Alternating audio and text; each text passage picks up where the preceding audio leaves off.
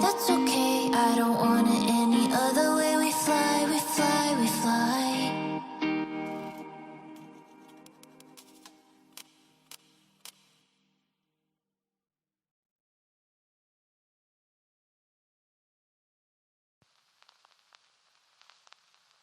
Tôi giống như anh, tôi giống như anh, tôi giống như anh, tôi giống như anh.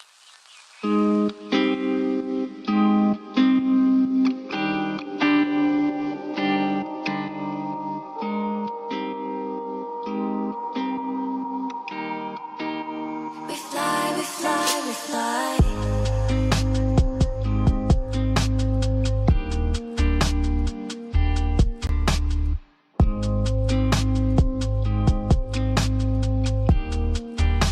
We fly, we fly, we fly.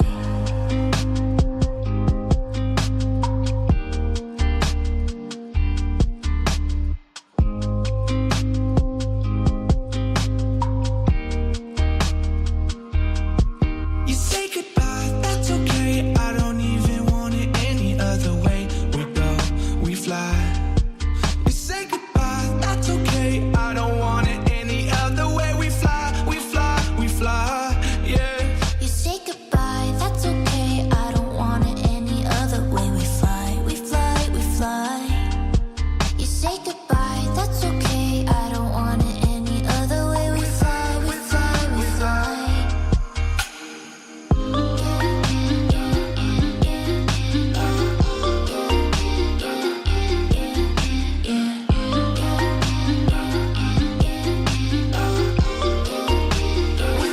we fly, we fly.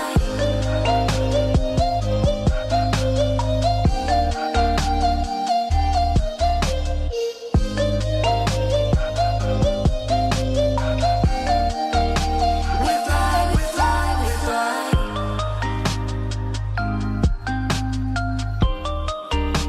We fly, we fly, we fly.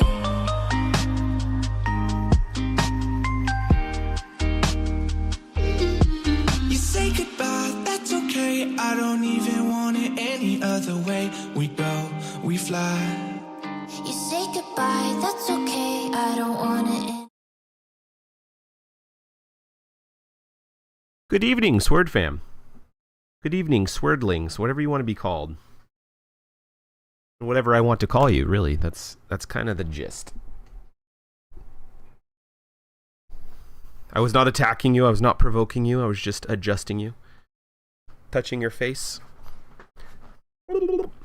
Anyway, hope everybody is having a great night so far. Welcome to Swerdsmith Swednesdays.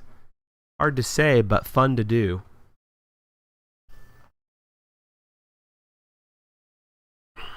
Hope everybody's middle of the week is going well. So yeah. If anybody is in the chat, do a whoop whoop so I know you're there. If not, we're just gonna go. Can't just wait around forever. We got Bible reading to do, and I hope that we get through Genesis, but we don't have to. We can literally take our time. We're in the middle of Joseph's story still, because I didn't want to get too far into it, so then we don't get to, gotta chop it up nice. That we ran out of time last time. Sorry, just fixing my webcam. Okay. Hello, Voxel. Oh, my chat was not popped out. Let me do that. Of course, it was a chat thing on my end. And then I got to do a mod thing. Let's see. Nox, hello, welcome. Nox and Vox, my two homies. VIP. Oh, and we got YouTube. Hello, YouTube. If there's anybody in YouTube. YouTube's always tricky because I just don't understand how it works. I know how YouTube works, but I don't know how it works with the streaming. It like doesn't, whatever. There's just a weird thing. When you're doing Twitch and YouTube, there's just a weird thing. So, well, cool. I say we get started with some announcements. Or whatever. just some things coming down the pike. Let's see. Next week on Wednesday, we're going to be starting to do something different with the schedule, and eventually the schedule will morph into this. Is we will be starting the stream from 7 to 9 instead of 10 to midnight. We're going to try something. It's about time. I'm getting my studio, my recording room put together. So I'm not going to be in this recording studio. And so, yeah, we're going to be able to alter the time to be a little bit more beneficial. And see how it works. If it doesn't work out, we'll always revert back. It does not matter. We're so new. We're just going to try what works and see if we can reach more people, reach more ears. But it's all in the Lord's hands. If it reaches the people that needs to be reached, then that's great. That's all we're praying for. So that could be something that you guys pray for. For me, is just to pray for that change coming up. And I think I'm going to be making some changes on like Instagram. I just don't see a lot of streamers post. Well, this doesn't matter. It's like posting or sending messages to chats. I don't like that. It's very impersonal. But anyway, all I'm going to do is just post on just my story or whatever the day that we're streaming. I'm not going to be sending out personalized messages anymore. I just don't think that's even fun. Because even if I received that every Monday, Wednesday, Friday from somebody I love, it'd be like, okay, well, I don't know. It kind of numbs it, right? So I won't be doing that anymore. And then I think on Sunday I'm going to be doing like a weekly, like, hey, here's my weekly schedule. Post it. If I'm going to be gone, whatever. People are going to like it. People are not. I don't care. I think it's just going to be nicer for everybody. So anyway, just some stuff like that.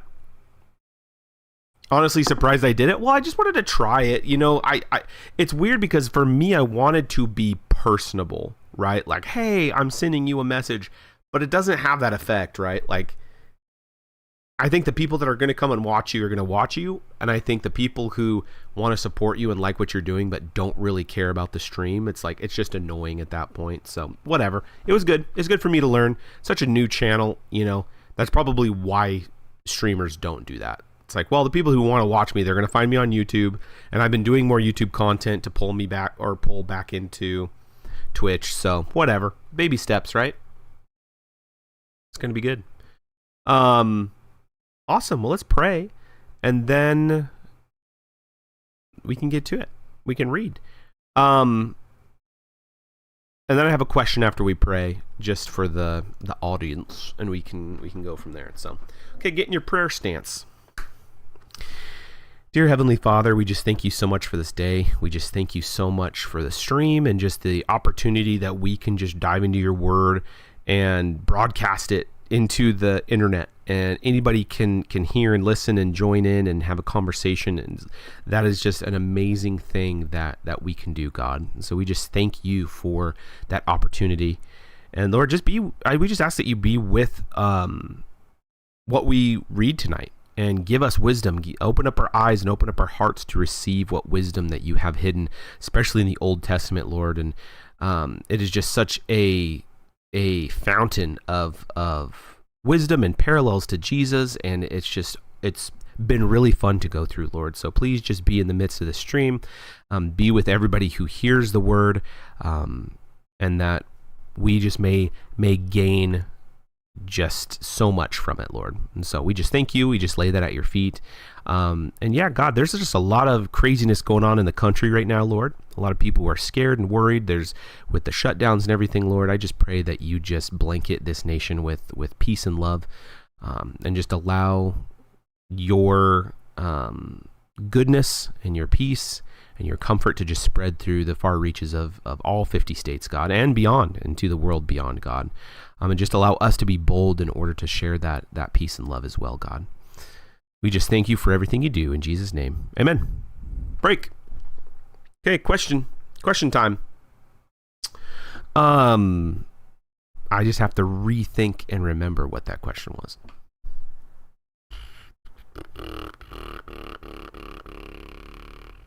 Oh, next week when we do the revamp, the new scheduling between 7 and 9, I think it's a start of a new month. It is the start of a new book. So I'm thinking, do we just read these 5 chapters, get to the end of Genesis? Because I could read these 5 chapters. There might not be a lot to talk about. There might be. Do we go past Genesis, or next week do we just start fresh? Boom, Exodus. Boom, November. Boom, new time frame. Same old Swerdy. How about that? Let's put that on a t-shirt. So anyway, that's what I'm thinking. I'm thinking that we get through, because there's a lot to pull out of Joseph and this part of Genesis. Like, Joseph's story is just so good. Maybe we do like a classroom thing where we literally just watch a movie at the end all together. We watch Joseph, King of Dreams, and we'll be caught up. Like we do. Get the old school projector out and let's go. Cool. Okay. Yeah. Put in your thoughts. Send me your thoughts of what you feel about that, or if it matters, or we just do what you want and you guys are just on for the ride. So, as always, when we're reading, I just wanted to reiterate, we're going to do the same format. I'm going to read each chapter from top to bottom. Then we will go look at chat. If I see chats coming in while I'm reading, that's fine. I'm not going to read them until afterwards. So, yeah, talk freely, talk whatever. Check this out. Over here, where am I orienting? Boom! 73 followers. That's so cool. And Sword Fam Jackbox game night went over amazing. It was so much fun. There was some silly predictions that came very vehemently true by yours truly, which were just awesome. I thought that was really fun. Just some good games. And I hope that it gets better and smoother the more we go on. And yeah, it was good. Well, let's get started. Genesis chapter 45 is where we left off, right in the midst of Joseph's story. Great story, by the way, so far. We had gotten to the point where Joseph has risen the ranks as second in command, basically, in all of Egypt. But he has, let's see. Let's just take a look. His family has already came and visited him because the famine, right? The famine and the drought, all the bad stuff. Joseph's family came to get provision because Joseph's dream basically foresaw that, Joseph's interpretation of Pharaoh's dream about the 7 and 7 and 7 years of good harvest and the 7 years of famine. So you need to stockpile during those booming years. Yada yada, good stuff on Joseph's part. Well, during the famine, Joseph's family is starving. So they're like, okay, let's go check them out. Let's go to Egypt. Let's go to Pharaoh and let's get some food. And there's a lot of stuff. Joseph's brothers go. Obviously, Joseph recognizes them, but they don't recognize Joseph, probably because he's bald now, as to Egyptian customs, you know. When you're bald, it changes your entire visage, right? Oh yeah, then Joseph put a goblet into the youngest brother Benjamin's bag. So they stole it. So there's just been a bunch of back and forth. Go back and read it yourself. That's, no spoilers, but we're going to move on. We're at the point where Joseph is going to, it's all going to come together. So we're just going to go. We're just going to read. Chapter 45. Joseph provides for his brothers and family. Then Joseph could not control himself before all those who stood by him. He cried, "Make everyone go out from me." So no one stayed with him when Joseph made himself known to his brothers. And he wept aloud so that the Egyptians heard it, and the household of Pharaoh heard it. And Joseph said to his brothers, "I am Joseph. Is my father still alive?" But his brothers could not answer him, for they were dismayed at his presence. So Joseph said to his brothers, "Come near to me, please." And they came near. And he said, "I am your brother Joseph, whom you sold into Egypt. And now do not be distressed or angry with yourselves because you sold me here. For God sent me before you to preserve life. For the famine has been in the land these 2 years, and there are yet 5 years in which there will be neither plowing nor harvest. And God sent me before you to preserve for you a remnant on earth, and to keep alive for you many survivors. So it was not you who sent me here, but God. He has made me a father to Pharaoh, and lord of all his house and ruler over all the land of Egypt. Hurry and go up to my father and say to him, Thus says your son Joseph, God has made me lord of all Egypt. Come down to me, do not tarry. You shall dwell in the land of Goshen, and you shall be near me, you and your children and your children's children, and your flocks, your herds, and all that you have. There I will provide for you. For there are yet 5 years of famine to come, so that you and your household and all that you have do not come to poverty. And now your eyes see, and the eyes of my brother Benjamin see, that it is my mouth that speaks to you. You must tell my father of all my honor in Egypt, and of all that you have seen. Hurry and bring my father down here. Then he fell upon his brother Benjamin's neck and wept, and Benjamin wept upon his neck. And he kissed all his brothers and wept upon them. After that his brothers talked with him. When the report was heard in Pharaoh's house, Joseph's brothers have come. It pleased Pharaoh and his servants. And Pharaoh said to Joseph, Say to your brothers, do this, load your beasts and go back to the land of Canaan, and take your father and your households and come to me, and I will give you the best of the land of Egypt, and you shall eat the fat of the land.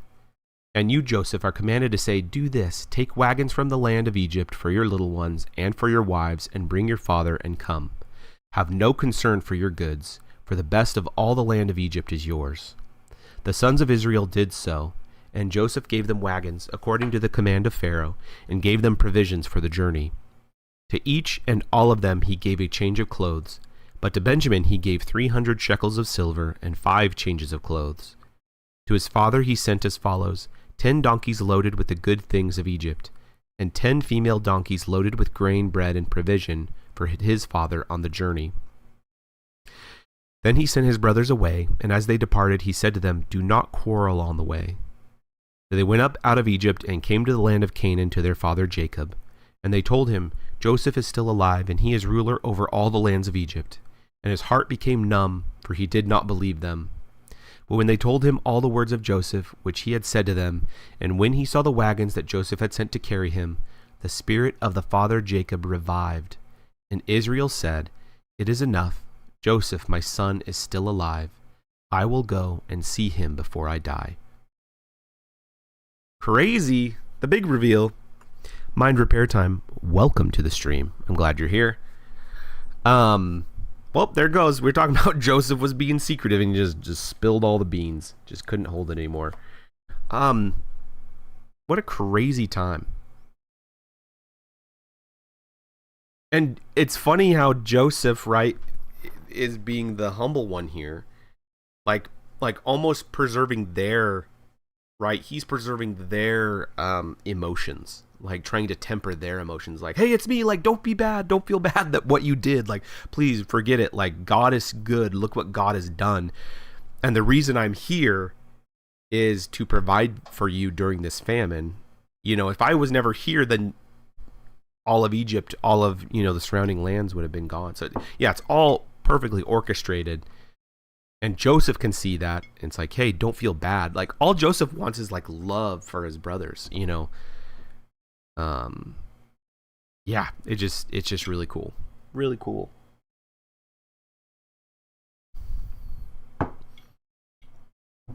I like that the Pharaoh also was so pleased, right? Like, he loved that Joseph family was here. And it's like, yeah, have them come back. And, you know, Joseph had already promised them, like, come back, we're going to take care of you. But Pharaoh said that, come back and you will live here and you have all this stuff. Like, take all this stuff, bring the father back. Here's provision and all this good stuff. And it's like, oh, well, thanks, Pharaoh. Thank you. Not all pharaohs act that way in the Bible, for sure. So, yeah, it's good.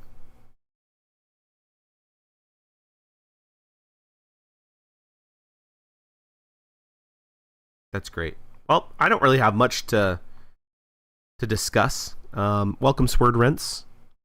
Glad you're here as well.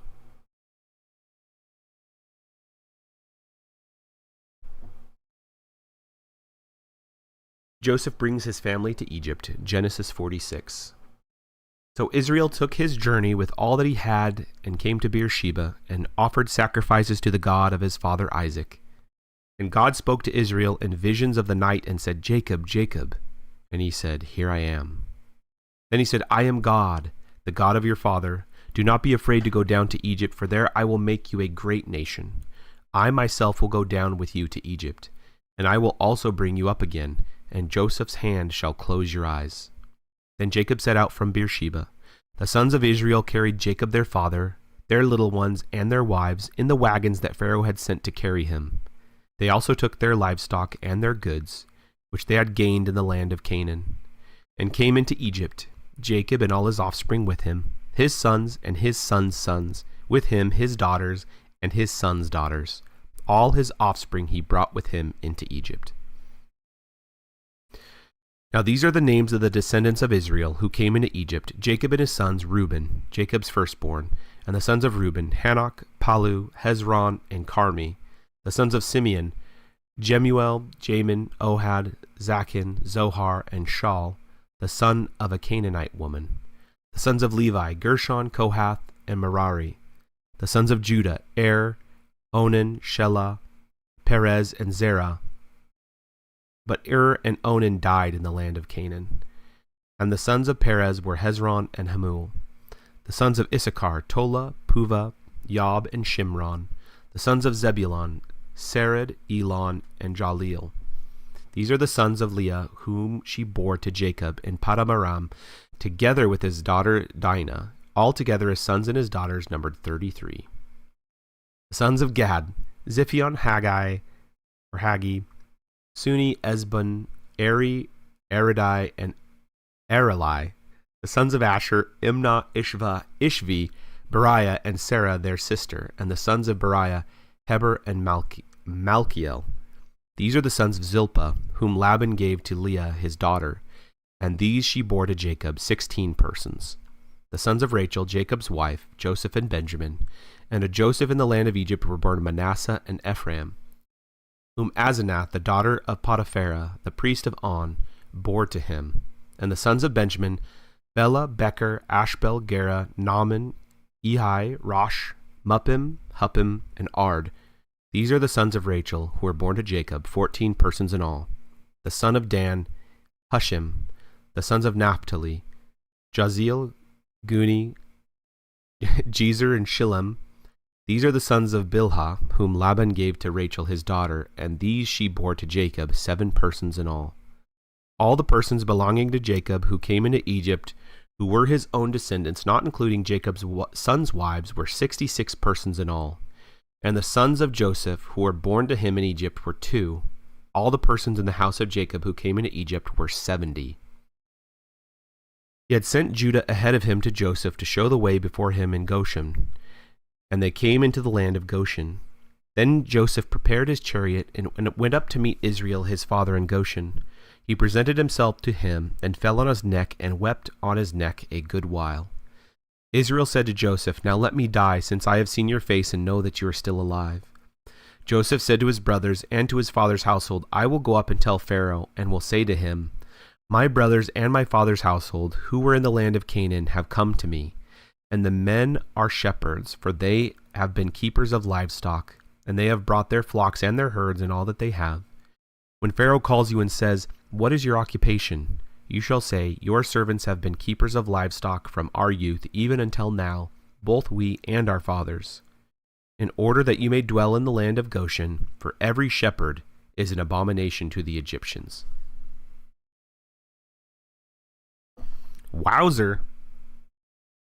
There it is, the entire family. when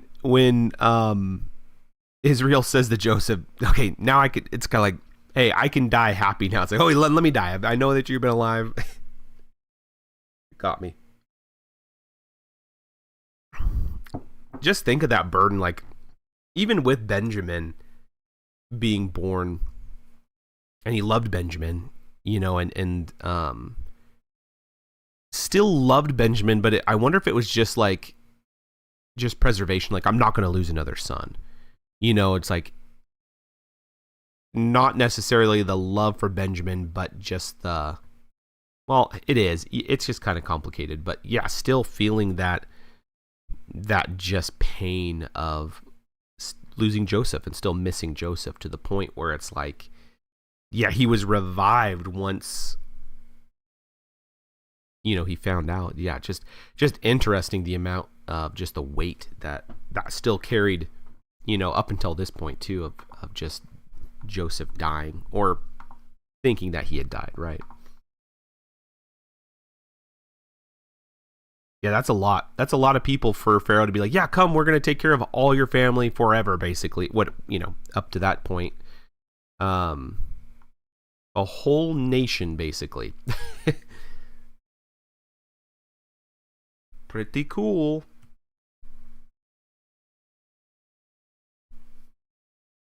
Jacob's family settles in Goshen. So Joseph went in and told Pharaoh, my father and my brothers, with their flocks and herds and all that they possess, have come from the land of Canaan. They are now in the land of Goshen. And from among his brothers he took 5 men and presented them to Pharaoh. Pharaoh said to his brothers, what is your occupation? And they said to Pharaoh, your servants are shepherds, as our fathers were. They said to Pharaoh, we have come to sojourn in the land, and there is no pasture for your servants' flocks. For the famine is severe in the land of Canaan. And now please let your servants dwell in the land of Goshen. Then Pharaoh said to Joseph, your father and your brothers have come to you. The land of Egypt is before you. Settle your father and your brothers in the best of the land. Let them settle in the land of Goshen. And if you know any able men among them, put them in charge of my livestock. Then Joseph brought in Jacob his father and stood him before Pharaoh, and Jacob blessed Pharaoh. And Pharaoh said to Jacob, how many are the days of the years of your life? And Jacob said to Pharaoh, the days of the years of my sojourning are 130 years. Few and evil have been the days of my years of my life, and they have not attained to the days of the years of the life of my fathers in the days of their sojourning. And Jacob blessed Pharaoh and went out from the presence of Pharaoh. Then Joseph settled his father and his brothers and gave them a possession in the land of Egypt, in the best of the land, in the land of Ramesses, as Pharaoh had commanded. And Joseph provided his father, his brothers, and all his father's household with food, according to the number of their dependents. Now there was no food in all the land, for the famine was very severe, so that the land of Egypt and the land of Canaan languished by reason of the famine. And Joseph gathered up all the money that was found in the land of Egypt and in the land of Canaan, in exchange for the grain that they bought. And Joseph brought the money into Pharaoh's house. And when the money was all spent in the land of Egypt and in the land of Canaan, all the Egyptians came to Joseph and said, give us food. Why should we die before your eyes? For our money is gone. And Joseph answered, give your livestock, and I will give you food in exchange for the livestock, if your money is gone. So they brought their livestock to Joseph, and Joseph gave them food in exchange for the horses, the flocks, the herds, and the donkeys. He supplied them with food in exchange for all their livestock that year. And when the year was ended, they came to him the following year and said to him, we will not hide from my lord that our money is all spent. The herds of livestock are my lord's. There is nothing left in the sight of my lord but our bodies and our land. Why should we die before your eyes, both we and our land?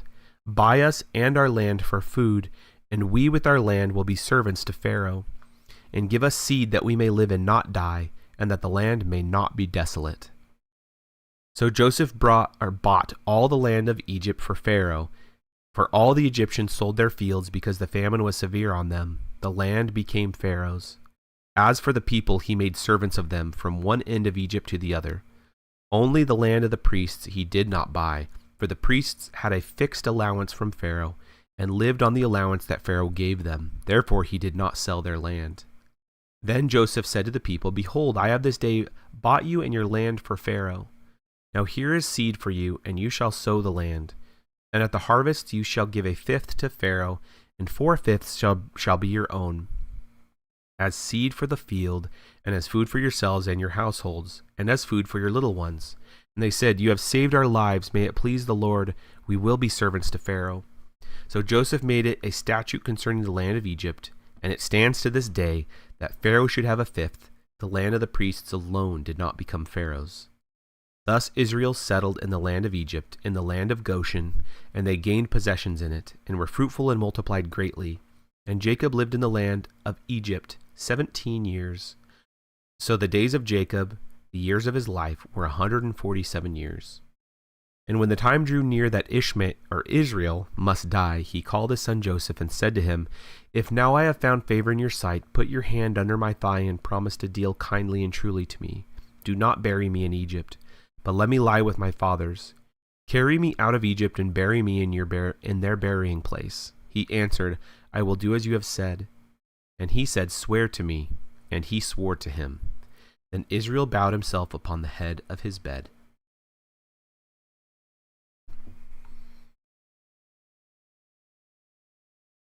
There it is. That's God's promise. It's gonna be yours. And settled all of it. Yeah, it's good. Oh, and yeah, something we didn't talk about, the beginning of Joseph's story, and every chapter is just affirming to that, is Joseph is just the perfect parallel to Jesus as well. We could do a whole study on just that, that's the whole Old Testament is awesome, because all of it is just a big reflection of Jesus and calling unto what Jesus did. And Jesus' story. It's really cool.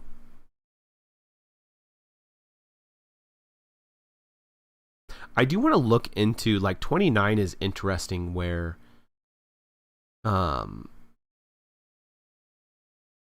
Jacob wanting to be buried with his fathers, to the point where it's hey, swear to me that you're going to do it, the significance of that, it's because it's not I'm not comparing myself to Jacob in any way, but it's for me, and obviously totally different culture, different setting, different everything. It's if I die, it's who cares? I'm gonna be in heaven. This is Old Testament, so that they didn't, Holy Spirit, Jesus, right? That hadn't happened yet. And so yeah, it's just interesting. I wonder if that's just a personal thing that he wanted, or if there's some biblical significance to that, because I just don't, I just don't understand that. So anyway, just interesting. I'll write that down, something to look up.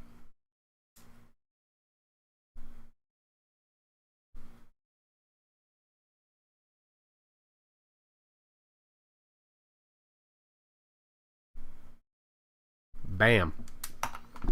Who knows? Might be something we talk about next week, if it has any things to discuss. I like too, Jacob's well, just let me die. I know that you're there. And he still lived another 17 years, I guess 17. So I'm well, there you go. Which is, got some time to see, to witness, Pharaoh's gift, God providing, growing this nation, basically. Yeah, what a probably great last 17 years for Jacob. Absolutely. Okay, 48. Jacob blesses Ephraim and Manasseh. 48. After this, Joseph was told, Behold, your father is ill. So he took with him his two sons, Manasseh and Ephraim. And it was told to Jacob, Your son Joseph has come to you. Then Israel summoned his strength and sat up in bed. And Jacob said to Joseph, God Almighty appeared to me at Luz in the land of Canaan and blessed me, and said to me, Behold, I will make you fruitful and multiply you, and I will make of you a company of peoples, and will give this land to your offspring after you for an everlasting possession. And now your two sons, who were born to you in the land of Egypt before I came to you in Egypt, are mine. Ephraim and Manasseh shall be mine, as Reuben and Simeon are, and the children that you fathered after them shall be yours. They shall be called by the name of their brothers in their inheritance. As for me, when I came from Paddan, to my sorrow Rachel died in the land of Canaan on the way, when there was still some distance to go to Ephrath, and I buried her there on the way to Ephrath, that is, Bethlehem. Bethlehem. When Israel saw Joseph's sons, he said, "Who are these?" Joseph said to his father, "They are my sons, whom God has given me here." And he said, "Bring them to me, please, that I may bless them." Now the eyes of Israel were dim with age, so that he could not see. So Joseph brought them near him, and he kissed them and embraced them. And Israel said to Joseph, "I never expected to see your face, and behold, God has let me see your offspring also." Then Joseph removed them from his knees, and he bowed himself with his face to the earth. And Joseph took them both, Ephraim in his right hand towards Israel's left hand, and Manasseh in his left hand toward Israel's right hand, and brought them near him. And Israel stretched out his right hand and laid it on the head of Ephraim, who was the younger, and his left hand on the head of Manasseh, crossing his hands, for Manasseh was the firstborn. And he blessed Joseph and said, "The God before whom my fathers Abraham and Isaac walked, the God who has been my shepherd all my life long to this day, the angel who has redeemed me from all evil, bless the boys. And in them let my name be carried on, and the name of my fathers Abraham and Isaac, and let them grow into a multitude in the midst of the earth."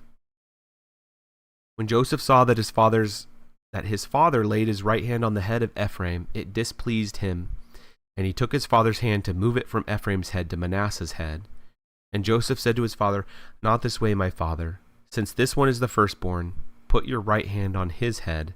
But his father refused and said, "I know, my son, I know. He also shall become a people, and he shall also be great. Nevertheless, his younger brother shall be greater than he, and his offspring shall become a multitude of nations." So he blessed them that day, saying, "By you Israel will pronounce blessing, saying, God, make you as Ephraim and as Manasseh." Thus he put Ephraim before Manasseh. Then Israel said to Joseph, "Behold, I am about to die, but God will be with you and will bring you again to the land of your fathers. Moreover, I have given to you rather than to your brothers one mountain slope that I took from the hand of the Amorites with my sword and with my bow."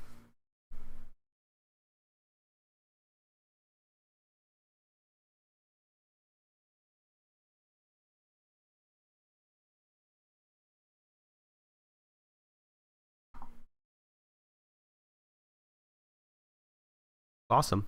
I really had to refrain from finishing that verse 22 with a joke, but I don't want to do that. It was very, very poignant. There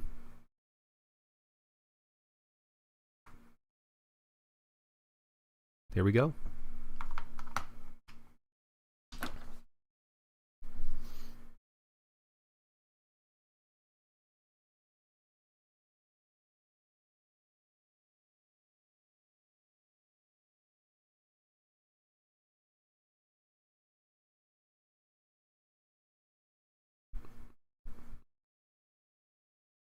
Yeah, there's a few things that I just need to look into, which I should have done before this, but now that I actually am reading it too, is like I guess it'll come to pass. We'll read about it, right? The books carry on, and all this, comes into fruition. You get to understand it. But yeah, this one, there was some confusing parts, but I think it's also because I'm tired and my brain's messed up. But with his sons, right, and giving them, I think, well, I'm pretty sure that it does resolve itself later on too, of how Manasseh is greater than, or sorry, Ephraim goes before Manasseh, yada yada, and all that stuff. Let's just carry on. It'll work its way out.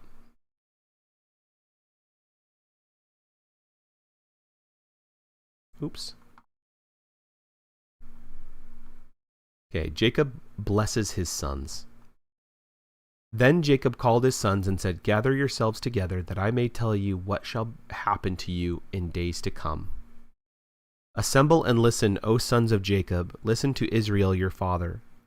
Reuben, you are my firstborn, my might, and the firstfruits of my strength, preeminent in dignity and preeminent in power, unstable as water. You shall not have preeminence, because you went up to your father's bed. Then you defiled it. He went up to my couch. Simeon and Levi are brothers. Weapons of violence are their swords. Let my soul come not into their counsel. O my glory, be not joined to their company. For in their anger they killed men, and in their willfulness they hamstrung oxen. Cursed be their anger, for it is fierce, and their wrath, for it is cruel. I will divide them in Jacob, and scatter them in Israel.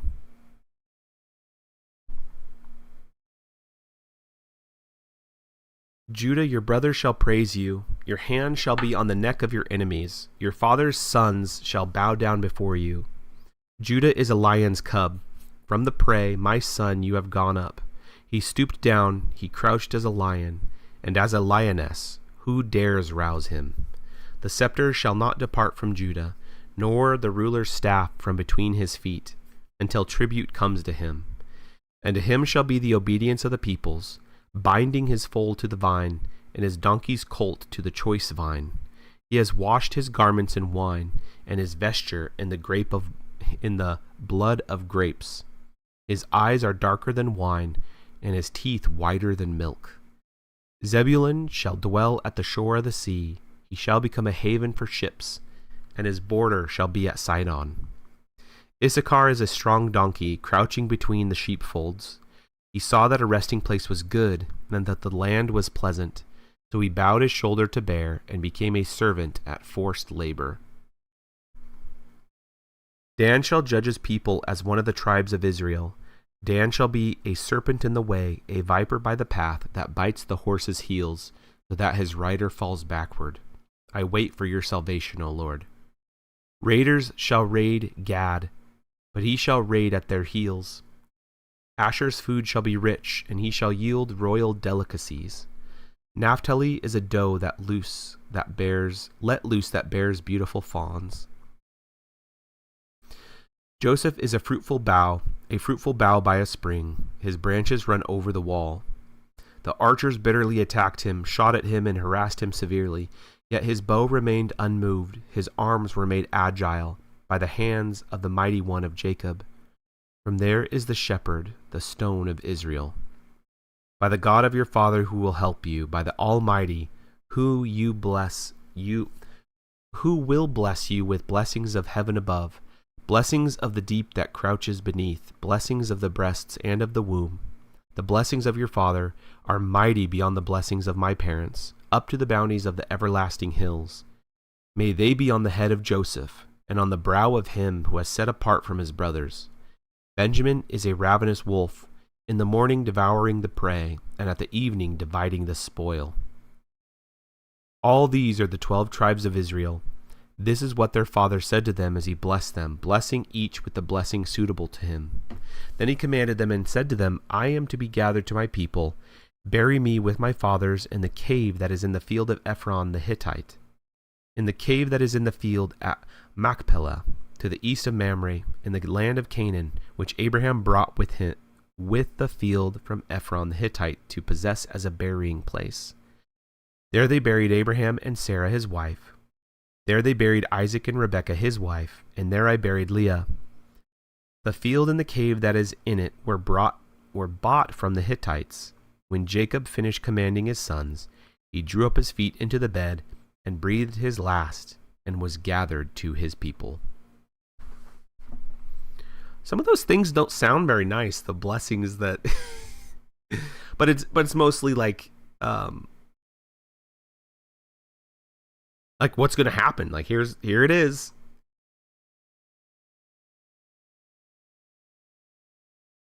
And then he died. It's interesting.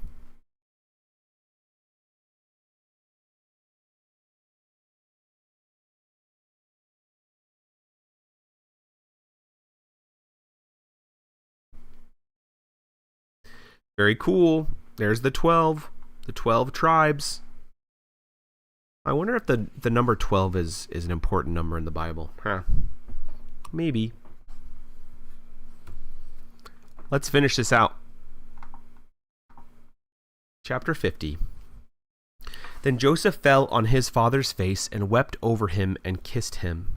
And Joseph commanded his servants, the physicians, to embalm his father. So the physicians embalmed Israel. 40 days were required for it, for that is how many are required for embalming. And the Egyptians wept for him 70 days. And when the days of weeping for him were past, Joseph spoke to the household of Pharaoh, saying, If now I have found favor in your eyes, please speak in the ears of Pharaoh, saying, My father made me swear, saying, I am about to die, and my tomb that I hewed out for myself in the land of Canaan, there shall you bury me. Now therefore let me please go up and bury my father, then I will return. And Pharaoh answered, Go up and bury your father, as he made you swear. So Joseph went up to bury his father. With him went up all the servants of Pharaoh, the elders in his household, and all the elders of the land of Egypt, as well as all the household of Joseph his brothers and his father's household. Only their children, their flocks, and their herds were left in the land of Goshen. And there went up from him both chariots and horsemen. It was a very great company. When they came to the threshing floor of Atad, which is beyond the Jordan, they lamented there with a very great and grievous lamentation.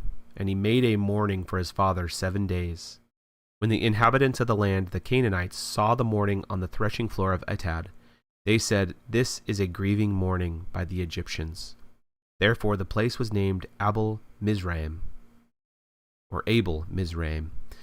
It is beyond the Jordan. Thus his sons did for him as he had commanded them.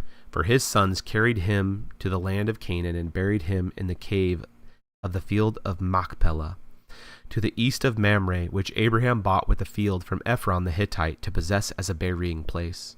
After he had buried his father, Joseph returned to Egypt with his brothers and all who had gone up with him to bury his father. When Joseph's brothers saw that their father was dead, they said, It may be that Joseph will hate us and pay us back for all the evil that we did to him.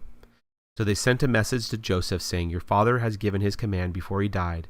Say to Joseph, Please forgive the transgression of your brothers and their sin, because they did evil to you. And now, please forgive the transgression of the servants of the God of your father. Joseph wept when they spoke to him. His brothers also came and fell down before him and said, Behold, we are your servants. But Joseph said to them, Do not fear, for I am in the place of God. As for you, you meant evil against me, but God meant it for good, to bring it about that many people should be kept alive as they are today.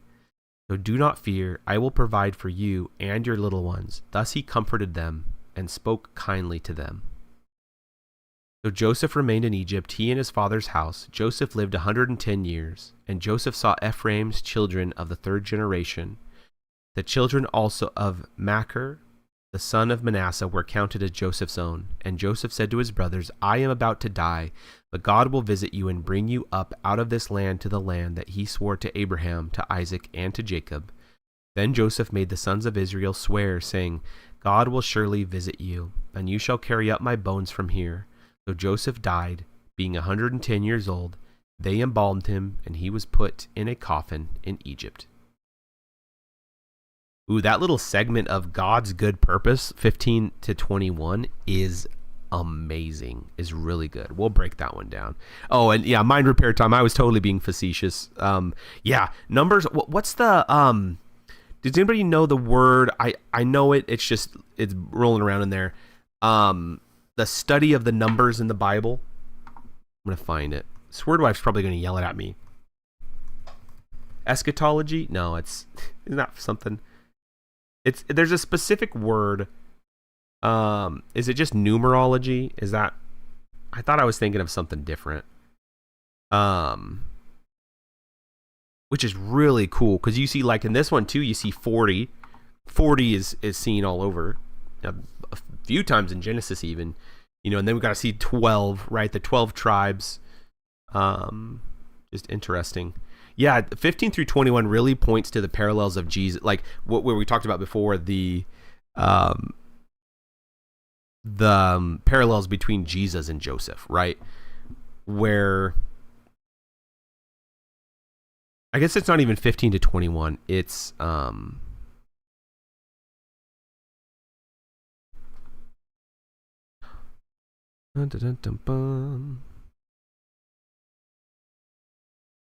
I guess it's like like even just verses 20 and 21. Even if you do that, it's like, as for you, you meant evil against me, but God meant it for good, to bring it about that many people should be kept alive as they are today.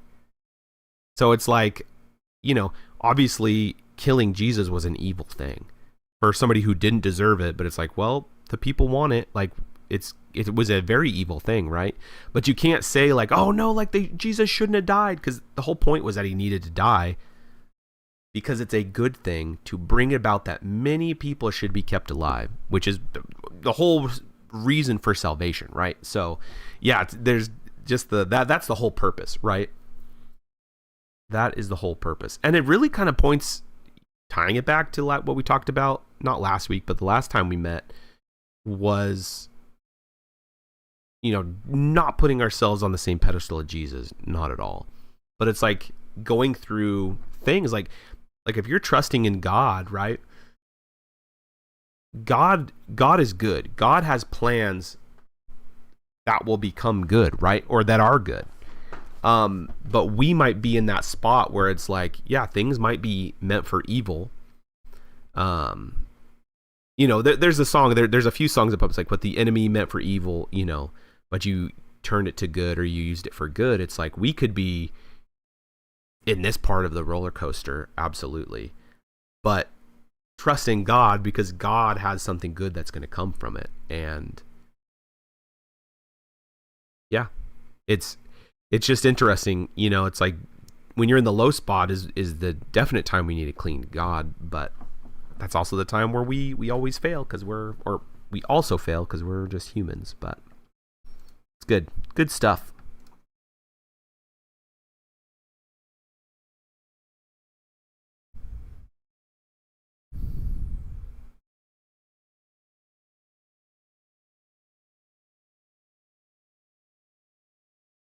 Yeah, how could you have that time frame where it's like, you see Joseph in the pit, right? They put him in the pit. They're like, we can't kill him. We're going to sell him into slavery.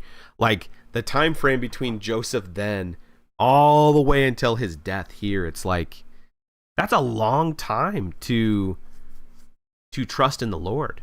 But you look, it's like, what happened in that time frame? It's like, well, God definitely provided. You know, so it's just a testament to us, you know, Joseph's faith, something we should have. And usually, I'm guilty of it too, where it's like something will happen last week and it'll discourage me. And it's like, oh no, like mulling over in this, it's like it could take 30 years for a plan of God's to be enacted. It's like, you got to trust in that, because we know he's going to pull through. So how do you tap into that faith, right? How do you, not even tricking yourself, but just kind of rallying yourself, right? Like, obviously God will help you, but yeah, it's just interesting. I think also going through very, very traumatic things that were meant for evil temper you to have that long-standing faith. So you could even say, why do we go through hard things? It's like, oh, well, I need to temper my faith, right? I think the tempering of faith is also a good parallel for the Bible too, where, you know, the word of God is a double-edged sword, right? Where it's like, you temper a sword or it's going to break. When you're going into battle, you want to have a good tempered sword to take with you, or you're going to die, right? You're going to get cut down. You're going to try to block something or parry, and it's going to break your sword. So then what good are you going to be in battle without a good sword, right? So yeah, tempering is very important. And we talked about that with like gold and silver last time we met too. So yeah, the cool parallels are just really, really cool.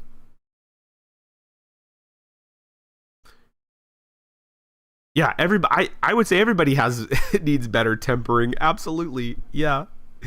It just points back. We get frustrated, like the Israelites in biblical times, you know, and like, why would they give up God? Like, why would they do this? It's like every 7 years they're like in slavery. They're not in slavery. They keep this cycle. We're way worse. We're way worse nowadays with our fast-paced, technology-driven like society. It's like, it could be God could speak to you and you could have this just tearful prayer. God gave you this confirmation. God's like, hey, I got you. Look at all these things I've done. And you're like, God, why was I so blind to this? Like, Thank you for revealing me. The very next day, something happens and you're right back in that, like, you know, fear. It's like, come on, like, we're no better than the Israelites. We need Jesus a lot more, or we need the tempering. We need a lot more tempering because, yeah, I fail at that quite often for sure. So, anyway, it's good stuff. Well, everybody go to bed. We're done with Genesis, right? We read that in an hour. I guess one thing too, obviously we can still talk about this for sure. I didn't have much to say, you know, there's probably a ton to go through. Something that's good is like the Bible, like doing like the Bible project or something, or because there are some things I'd like to look up. We could do that on stream. Like we could read, but it's kind of cool to kind of dig into these and see like what some of the significance of this stuff is, right? I also think totally on an objective scale, like this is some hefty history, like Egyptian history, right? Especially when there's promises too, where it's like, let me try time to find it. So Joseph made it a statute concerning the land of Egypt, and it stands to this day that Pharaoh should have the fifth. The land of the priests alone did not become Pharaoh's. Like, I get that it says this day, but it's also this, like, obviously the Bible is still pertinent today, right? So it's like, this is kind of like a forever, for my understanding, like a forever thing that Joseph put, you know, like, hey, 20% goes to Pharaoh. Yeah. What I'm trying to say is, it's weird that there's like this rich history in Egypt, but Egypt as a country now isn't like, what am I trying to say? Like confirming the history, like really, like this should be all cataloged in Egypt, right? This should be cataloged in all of the histories and all that stuff, and it might be, but it's like this should prove the validity of the Bible, right? Without a shadow of a doubt that it's like, well, yeah, this is actual history that happened, and it's cataloged in Egypt. But I know, you know, it's kind of like that's where humanity comes in, where it's like, well, do they really want that to be coming out? Because then you're proving that the Bible's real, right? And so it's like, if they're anti-Bible, like, is there just a lot of this history that's like covered, like kind of covered up or whatnot? Which I don't know if that's profitable to discuss. I'm just saying it's like this is some hefty Egyptian history for sure. And if Joseph was literally second in command of Egypt for a time, you know, that should all be cataloged, you would think. So the fact that it's not like proving is, I think it just points to people's willing ignorance to the subject of not believing that the Bible's true, but also like gaslighting that's like, oh yeah, this history, like, oh, it's not real. I don't know. It's just interesting. Not worth discussing. I guess the biggest thing is, I guess it is worth discussing, but not, shepherds were the lowest of the low to the Egyptians. That's why they put their Israelites far away in Goshen. That's true. Well, it's also, yeah, it's kind of interesting. It's like, oh, well, Goshen, like, take the best of the best. Like, go where you want to go. But yeah, you saw that how Joseph, mentions that, like, don't tell him you're a shepherd at all. But then they just go and say, what are you? It's like, we're shepherds. It's like, I thought Joseph said not to say that.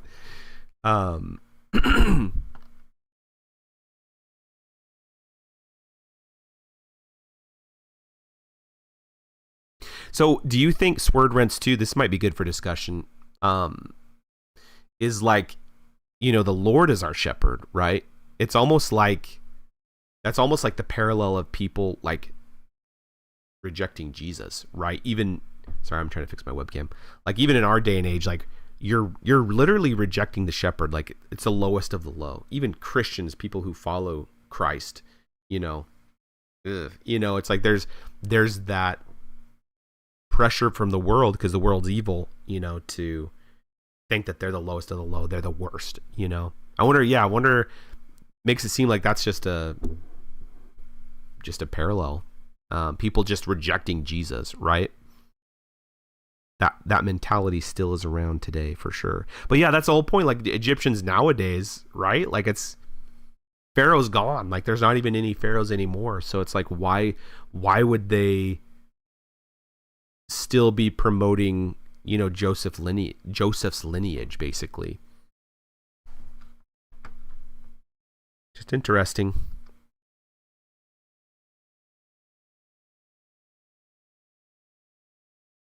It is a good thing about like yeah, I think there's something there. I haven't got it fully fledged out, but it seems like that's a parallel. Well, it's also God using like the meek, right? Like who knows if that's just the Egyptians thought that in that day, right? That's just what we see in the passage, but it's like, was shepherds around the world seen as this low, right? Even we're compared to sheep, and if you've ever worked with sheep, sheep are stupid. Is that the reason why we're compared to sheep? And sheep are, you know what I mean? Like those kind of parallels too. It's like, well, Jesus comes as, he is our shepherd, right? And so it's like he's coming in as the lowest of the low. God is coming in as man. You know, it's like those big parallels, right? It's interesting.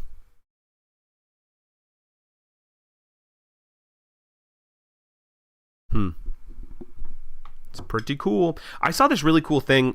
Speaking of that, this really cool, I know Athey Creek talked about it, but it's the parallels between Alexander the Great and Jesus. Let me see if I can find it. But they're totally different. Like Jesus comes from the meek side of that, and Alexander's coming from the human side, and they're nothing alike, but their parallels are interesting. Let me look. Let me see if I can find something.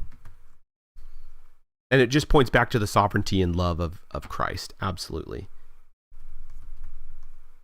Let me see if I can find it.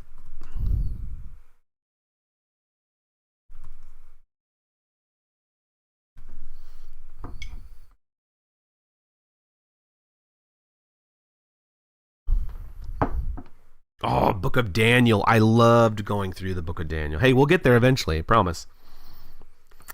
Let's see. So I guess it is in here.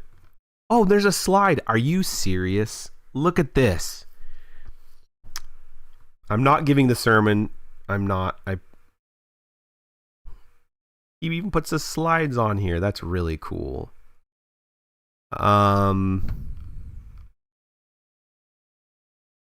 There was like right, all these different things. This is actually a really, really, really awesome sermon.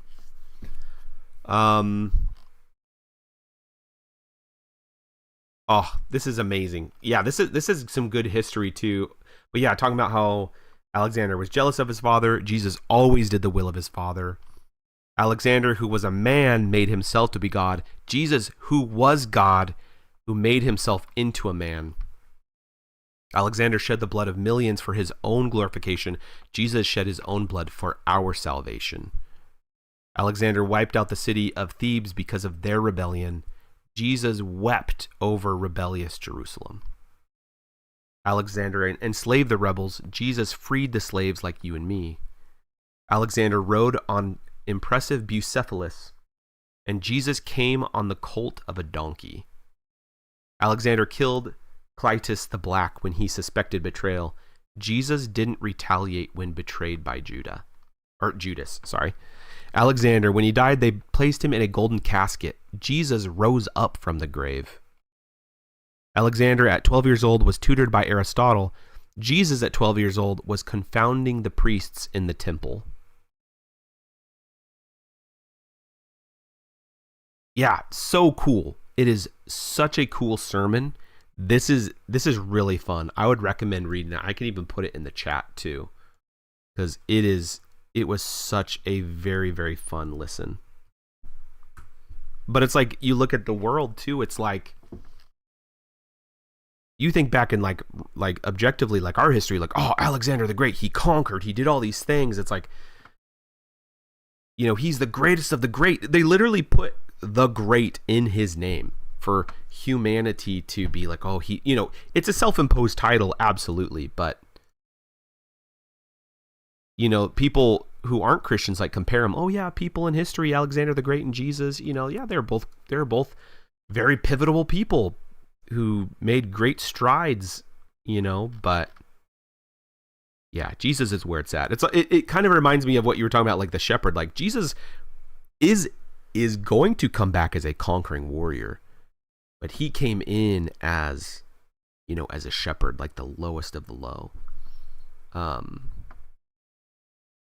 Yeah, it's all in there. That's just what it reminded me of when you're pulling up that shepherd stuff. So anyway, I would recommend listening to this this sermon. It's really, really cool. Anyway, there's actually a fun story of in the Bible. This is in the Bible, or no, it's not in the Bible. But Alexander the Great was actually, when doing his conquest of literally the known world at that time, he was doing his big sweep, and I think he came to Israel. But the priests who were keeping the word up here, right, the Old Testament, it basically, like, it talks about Alexander the Great in the Bible. It's interesting. And the guys came out and said, hey, the priest, like, Alexander, it says that you're not going to like, you're in our Bible, like, you're not going to destroy this place. Like, I wanted, you know, it's my job to tell you this. And Alexander, with his like pompousness, is like, oh, your Bible, like your holy word talks about me, then I will spare you. And it's funny because obviously his hubris is like, oh, I'm great, whatever. It's like, nah, that's all God's plan. God knew you weren't going to destroy Israel. And it does say it. Let me see if I can find it. You know, obviously Alexander took that as like, you've spoken about me in your holy text, so I'm going to spare you. It's like, nah, that's just God's provision of he wasn't going to let you destroy it. That was his plan the whole time. The great mention in the, and I think it actually talks about that in that sermon, that Athey Creek story too. Let's see. And I don't know if gotquestions.org is a good source. I'm just trying to find exactly what. Okay, it is in Daniel and Zechariah. So, wrote prophecies concerning Greece and Alexander's Macedonian Empire. Okay. Obviously, I'm not quoting this as like perfectly. Oh, you like it? Okay. Yeah, I'm not. I'm just saying I don't know about it. I just literally searched this up. So do your own research, absolutely, and filter it through the word, absolutely. But oh, it does say it in this at the beginning. He said, if you go to the slides, we passed it about the four heads of whatever Alexander's reign. What, like, it talks about this Macedonian who's gonna conquer everything, right? And so, Daniel 11:3. A mighty king is described, and like everything kind of lines up to this is Alexander. And so, yeah, the priest at that, you know, future when Alexander was reigning was like, hey, like I know what this is. I'm, you know, it's kind of like us being ready for revelation, right? And all that stuff. It's like, we need to be keen. So we're seeing things that come to pass. This priest saw what was coming to pass, went out and told Alexander, and then Alexander spared Israel in his conquest. And that was the thing. Alexander in his hubris was literally trying to conquer the world. Like, what was it? Like, after Alexander the Great's dad conquered everything, he cried because there was no more lands to conquer. It's like, what in the world? Like, kind of like a rich kid problems. You know what I'm saying? Like, what a baby. But Alexander, his mercy saves Israel. It's like, nah, it's just God. God used a peon like Alexander to fulfill his will. Just crazy. Real history. All of it. Yeah, Bucephalus is this crazy horse. Probably the best horse of all time. Right below Shadowfax, I guess, but, you know, might be related. Anyway, whatever. We could just watch that sermon. It's really dope. It's really cool. Okay, friends, do we want to Do we want to go into Exodus, or do we want to really save that for next week? I kind of want to save it. I also find it's interesting where you need to sleep. Yeah, go to sleep. We finished Genesis. It's the end of Genesis. Wordplay, swordplay. But I appreciate you stopping by and finishing out. We finally got through the book, which is good. So you have a blessed rest of your week as well. Auf Wiedersehen. And I appreciate you stopping by. It means a lot to me. Yeah. See you next time. I know we're starting back up. I missed a couple weeks because we were out of town, but we're going to start back up. We're going to be reading hopefully every week, Lord willing. So I'll see you there. Oh, mind repair time. If you're going to join in, we're going to do it earlier next week. We're going to start doing it from 7 to 9. Anybody who's coming in late who didn't hear that, next Wednesday, we will be doing a 7 to 9 Bible study instead of 10 to midnight because we're on West Coast. It's West Coast. So, it's 11. It's 11 where I'm at too. So yeah, if you're on Pacific time, yeah, we are too. So 7 to 9 Pacific Standard Time, but I'll alert you. I'll alert you if you're a follower on Twitch. So on Wednesdays. Wednesdays are when we read through the Bible. Wednesday.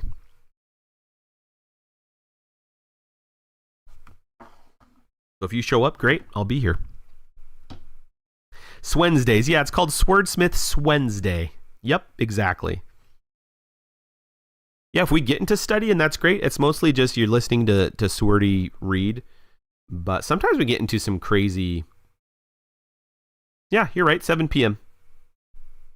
Well, if you miss next week, that's fine. We'll see you around. And we're just testing it. If it doesn't work for everybody to do 7 to 9, we could always go back to 10 to midnight. But, oh, you have a different Bible study. Oh, you do the Bible study with Deadly, right? Deadly Dill. Is that the one you were talking about? That's fine. Yeah, come when you can. We're just reading through. Oh, you do it at your church? Okay. Yeah. Yeah, all's well. Don't fret it. All the stuff is wisdom. All it is. So, yeah, if you have a Bible study already at 8:30, then do it. Please do. And I guess that's a cool prayer for everybody to do is like Sword Wife and I were talking about it. It's like Wednesdays seems like it's the most profitable to shift the time because we want to reach more people, right? Have a good night, Mind Repair Time. So anyway, just be praying. Obviously, God can lead in whoever. Mind Repair Time is actually a answer to prayer because just found us randomly, found the channel, and so it's awesome. It's been really good. So yeah, we just want to grow, and even if it's one person, 2 people, 3 people, it doesn't matter. God's good. God's plan is going to come to fruition. Prayer is a mighty, mighty tool. So just be praying for that this turns into something, Lord willing, where what he needs it to be. So, and also pray for me because I am not a teacher and there's a lot of stuff I do not know. I know how to read words and that's it. So, obviously I want to be attentive to where God's leading this in. So yeah, who knows? This could turn into like a kind of a more structured thing. Who knows?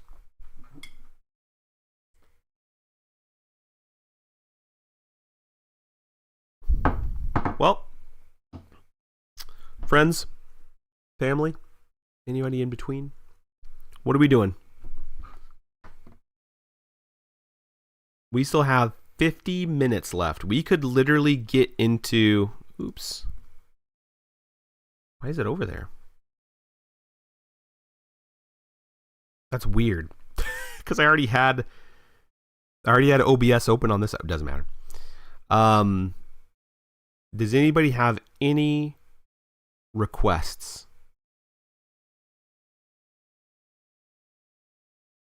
Because we could start, or we just start it next week. I really want to start it next week, but if people are itching to get into Exodus, we can. Yeah, instantly, all this stuff about Joseph and Israel and all these things, and it's like Pharaoh oppresses it. Like, hey, they're getting too. That's just a spoiler, going into it. It's like they're getting too big. We need to squash them. Obviously, another prominent biblical figure comes out of it. But it's funny how like Joseph, King of Dreams, and what's the movie? Prince of Egypt, right? The Prince of Egypt, like both of those stories happen very close together. And those are the two amazing cartoon movies based on Bible stories that we have. They're just those two stories right there. Just ironic. Maybe that's just what we do, is we just watch Joseph, King of Dreams, and we just watch the Prince of Egypt. And then we watch Shrek, because if you know, you know.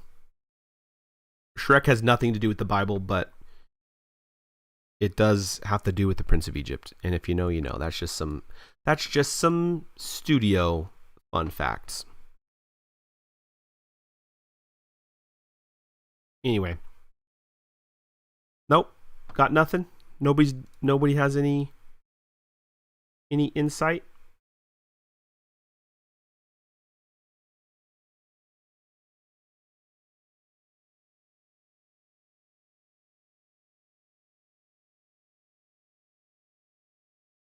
Wait, are you kidding?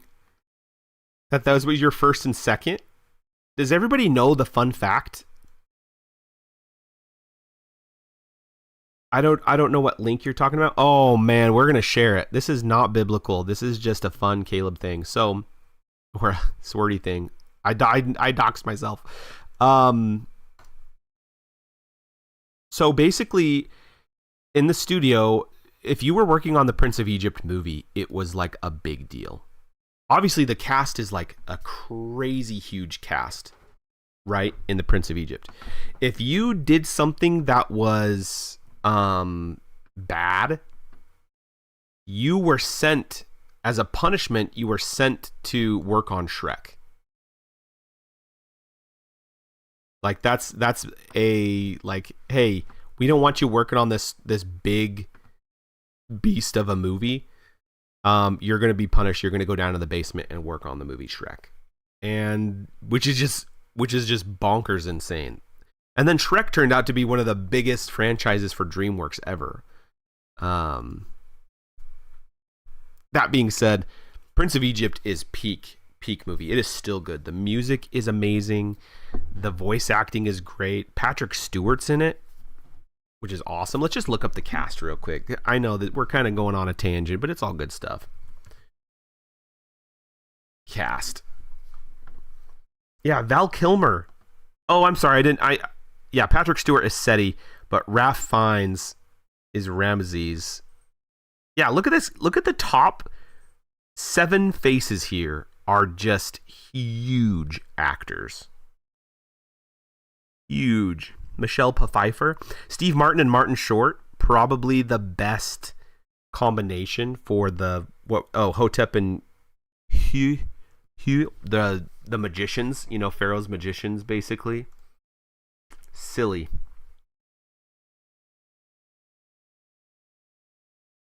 Aw, James Avery was a voice actor. I love James Avery. Yeah. Crazy star-studded cast. Anyway, there you go. Now you know. Now you know the connection between Prince of Egypt and Shrek. Okay, to be fair, Shrek was really rough. Like the test footage when Chris Farley was going to voice him, it looked like a terrible movie. So, and it's, not saying it's a good movie now. I'm just saying that's just kind of the fun part of it. Okay.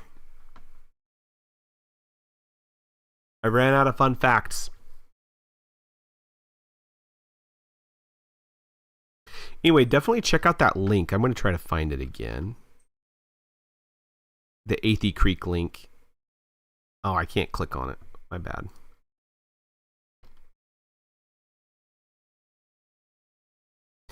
Athey Creek actually does a Bible study as well. I thought about incorporating this. I think it's fun that we get to read through the Bible and have like something, like maybe we get done with the book. Maybe we should do something. There's 66 somethings that we could do. If we want to do like a fun thing after reading a book. But I don't know what that is. I'm not a very good streamer yet, so we'll see. Like something big.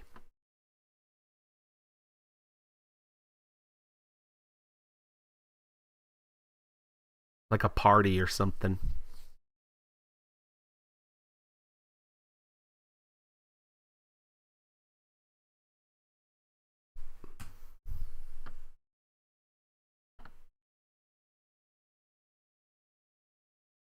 We could just listen to this, to be honest. We could just listen to this sermon. I just don't want to get in trouble because obviously I want to... I thought it was. You can watch it. Prime.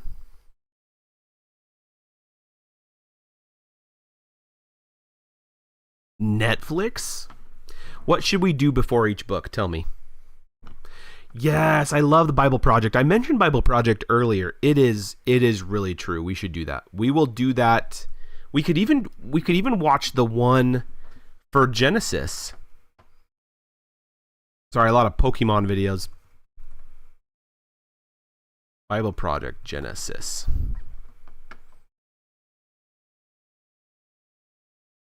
You guys want to watch these?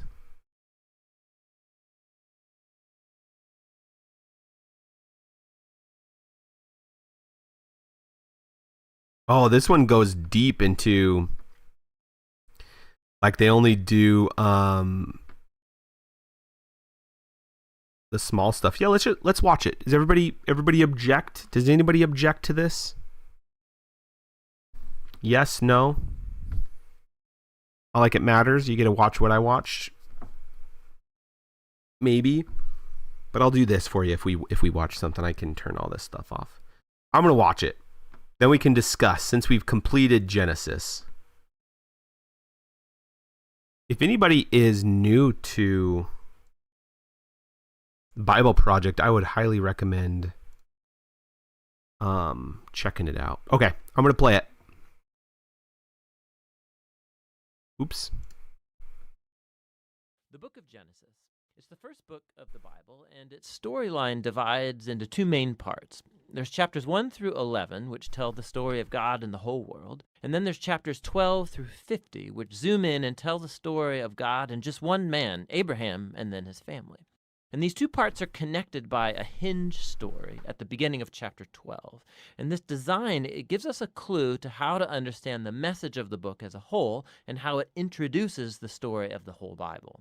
So the book begins with God taking the disorder and the darkness described in the second sentence of the Bible, and God brings out of it order and beauty and goodness. He makes a world where life can flourish. And God makes these creatures called humans, or Adam in Hebrew. He makes them in his image, which has to do with their role and purpose in God's world. So the humans are made to be reflections of God's character out into the world, and they're appointed as God's representatives to rule his world on his behalf, which in context means to harness all of its potential, to care for it, and make it a place where even more life can flourish. God blesses the humans. It's a key word in this book. And he gives them a garden. It's like a place from which they begin starting to build this new world. Now, the key is that the humans have a choice about how they're going to go about building this world. And that's represented by the tree of the knowledge of good and evil.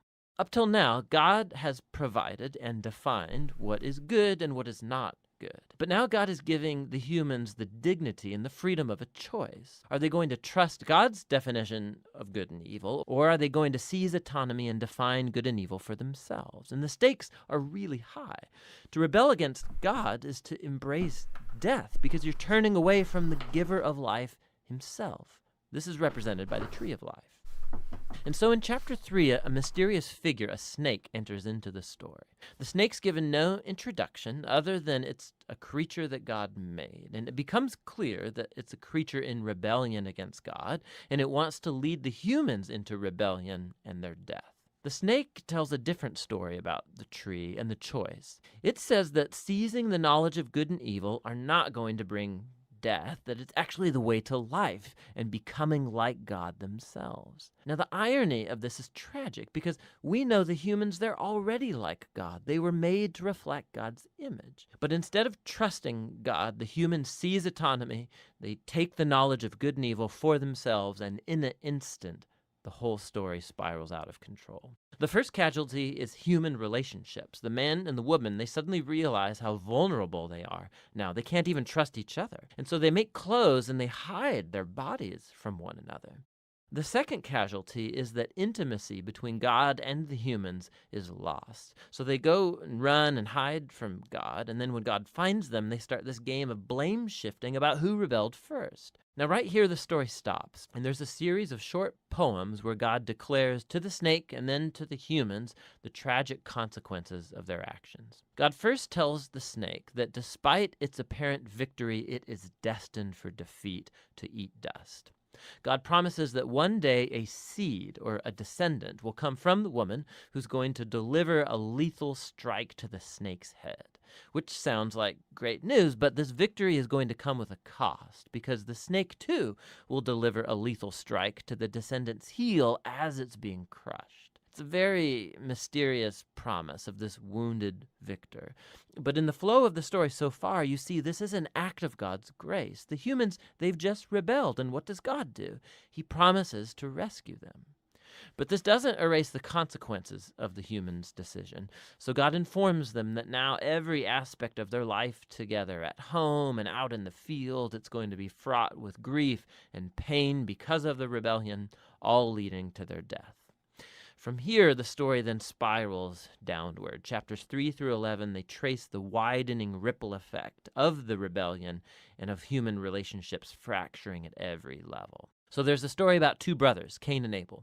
Cain's so jealous of his brother that he wants to murder him. And God warns him not to give in to the temptation, but he does anyway. He murders him in the field. So Cain then goes on to build a city where violence and oppression reign. And this is all epitomized in the story of Lamech. He's the first man in the Bible to have more than one wife. He's accumulating them like property.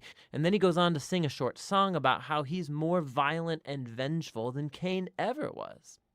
After this, we get an odd story about the sons of God, which could refer to evil angelic beings, or it could refer to ancient kings who claimed that they descended from the gods. And like Lamech, they acquire as many wives as they wanted, and they produce the Nephilim, these great warriors of old. Whichever view is right, the point is that humans are building kingdoms that fill God's world with violence and even more corruption. In response, we're told that God is broken with grief. Humanity is ruining his good world, and they're ruining each other. And so out of a passion to protect the goodness of his world, he washes it clean of humanity's evil with a great flood. But he protects one blameless human, Noah, and his family, and he commissions him as a new Adam. He repeats the divine blessing and commissions him to go out into the world. And so our hopes are really high, but then Noah fails too, and also in a garden. He goes and he plants a vineyard, and he gets drunk out of his mind. And then one of his sons, Ham, does something shameful to his father in the tent. And so here we have our new Adam, naked and ashamed, just like the first, and the downward spiral begins again. It all leads to the foundation of the city of Babylon. The people of ancient Mesopotamia, they come together around this new technology they have, the brick. And they can make cities and towers bigger and faster than anybody's ever done before. And they want to build a new kind of tower that will reach up to the gods, and they will make a great name for themselves. It's an image of human rebellion and arrogance. It's the garden rebellion now writ large. And so God humbles their pride and scatters them. Now, this is a diverse group of stories, but you can see they're all exploring the same basic point. God keeps giving humans the chance to do the right thing with his world, and humans keep ruining it. these stories are making a claim that we live in a good world that we have turned bad, that we've all chosen to define good and evil for ourselves, and so we all contribute to this world of broken relationships, leading to conflict and violence and ultimately death. But there's hope. God promised that one day a descendant would come, the wounded victor who will defeat evil at its source. And so despite humanity's evil, God is determined to bless and rescue his world. And so the big question, of course, is what is God going to do? And the next story, The Hinge, offers the answer. But for now, that's what Genesis 1 through 11 is all about. Wowzer. Pretty cool. Should we watch? Well, and that's stuff we've read a long time ago. Should we watch the second half? I think we should. What a great idea. Yeah, and Voxel, we were already thinking about doing Bible Project too. I appreciate you reminding me because I kind of forgot. So, okay, let's watch the second half. Then we'll be done with the Genesis. book of Genesis. In the first video, we saw how chapters 1 through 11 set up the basic storyline of the Bible. God has created all things, and he makes humans in his image to rule the world on his behalf. The humans choose sin and rebellion, and so the world spins out of control into violence and death, all leading up to the rebellion and scattering of the people in Babylon. And so the big question is, what is God going to do to rescue and redeem his world? Well, out of that scattering at Babylon, the author traces a genealogy of just one family that leads eventually to a man named Abram, later known as Abraham.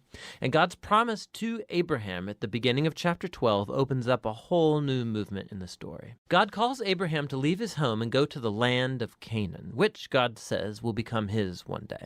And in that land, God promises to make Abraham into a great nation, to make his name great, and to bless him. Now, these promises are connected back to earlier parts of the book. So Babylon had arrogantly tried to make a great name for itself, and that didn't go over very well. But God, in his generosity, is going to bestow a great name on this no-name guy, Abraham. And God's blessing of Abraham echoes all the way back to that original blessing God gave humanity in the beginning. So the question is, why is God going to bless Abraham and his family? And the last line of God's promise makes this clear. So that all the families of the earth will find God's blessing in you. Now, this is key for understanding the whole rest of the biblical story. God's plan is to rescue and bless his rebellious world through Abraham's family. And this is why the whole rest of the Old Testament story is just going to focus on this one family, eventually called the people of Israel. This is also why Israel will later be called a kingdom of priests at Mount Sinai. God wants to use them to show all of the other nations what he's like. And ultimately, this is the promise that gets picked up by the later biblical prophets and poets who say that its fulfillment will come through Israel's messianic king, whose reign will bring justice and peace to all of the nations. Now, at this point of the story, none of that's clear. You just have to keep reading and watch the promise develop. And so the rest of the book focuses on Abraham and his family. First, Abraham himself, then his son Isaac, and then his son Jacob, and then Jacob's 12 sons. And the stories about each generation, they're united by two main themes. So first, each generation of Abraham's family is marked by repeated failure. They just keep making really bad decisions that mess up their lives and that put God's promise in jeopardy. However, God remains faithful to them. He keeps rescuing them from themselves and reaffirming his commitment to bless them and bless the nations through them despite their failings. So the Abraham stories. God had promised Abraham a huge family, but on two different occasions, he's afraid for his life because other men are attracted to his wife, and so he denies that he's even married to her, which creates, of course, all of these problems. And not only that, Abraham and his wife Sarah, they can't have children, and so Sarah arranges for Abraham to sleep with one of their servant girls, which also creates all of these problems in the family. But each time, God bails Abraham out. And in chapters 15 and 17, God even formalizes his promise to Abraham with an official commitment called a covenant. This is a classic scene. God invites Abraham to look up at the night stars and to count them. And he says, that's how numerous your family's going to be. And despite all of the odds, having no kids and no way to have any at the moment, Abraham looks up in the sky and simply trusts God's promise. And God responds by entering into a covenant with Abraham, promising that he will become a father of many nations, that God's blessing may come to the whole world. God asks Abraham to mark his family with a sign of the covenant, circumcision of all the male boys in the family. This is a symbol to remind them that the fruitfulness of their family is a gift from God. And so Abraham has lots of kids eventually, and he dies at a good old age. Now, the Jacob stories play out these themes even more dramatically. From birth, Jacob lives up to the meaning of his name, which is deceiver. He cheats his brother Esau out of his inheritance and blessing, and he does it by deceiving his old blind father, no less, and then he just takes off. He goes on to take 4 wives, even though he really only loves one, Rachel, and this creates all of these rivalries in the family. The only thing that humbles Jacob is being deceived by his uncle Laban, who cheats him out of years of his life. The tables have finally turned.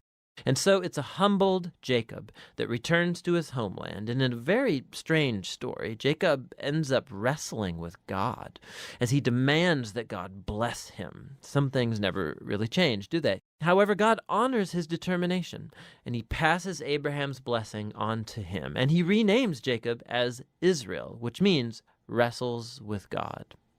Now, it's this last part of the book, the story of Jacob's sons, where all the themes come to a head. Jacob loves his second to youngest son, Joseph, more than any of the others, and he gives him this special jacket. And the 10 older sons come to hate Joseph, and so they kidnap him, and they plan to kill him, but instead they decide to just sell him into slavery in Egypt, where he ends up in prison. Talk about family failure. But God is with Joseph, and he orchestrates Joseph's release from prison, and Pharaoh ends up elevating Joseph to second in command over all of Egypt. And so Joseph saves the nation of Egypt during a famine. And he also ends up saving his brothers and his family from starving to death.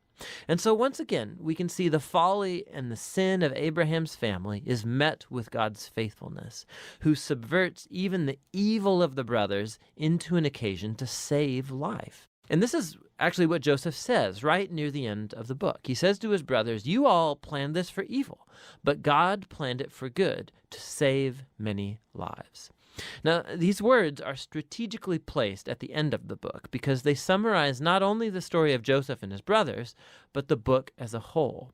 From Genesis 3 onward, humans keep acting selfishly and doing evil, but this God is not going to leave his world to its own devices. He remains faithful and determined to bless people despite their failures. You can see this especially in how that mysterious promise about the descendant of the woman gets developed throughout the book. So remember, Genesis 3, God promised that this wounded victor would come and crush the snake and defeat evil at its source.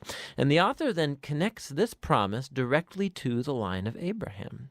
This is a part of how God's going to bring his blessing to the nations. Now, from Abraham, this promise gets connected to Judah, the 4th son of Jacob. And this is how.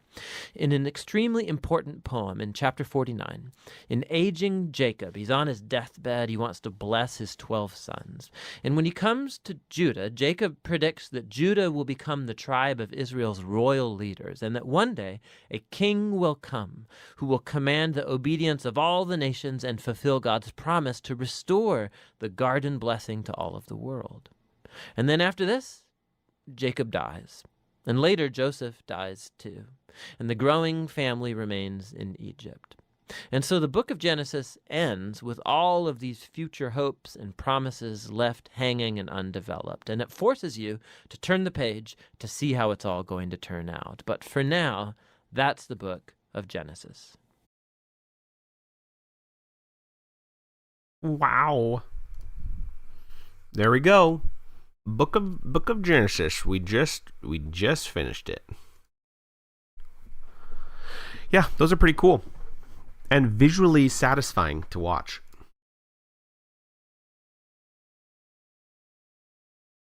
So yeah, let's not start Exodus. Let's do it next week. But I agree. We should watch. Do you want to do do you think we should do the Bible Project at the beginning?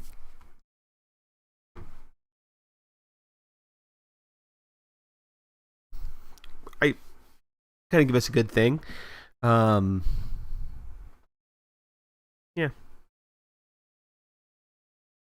We could do it. We'll try it. But other than that, I don't know if I have anything else to discuss. Watch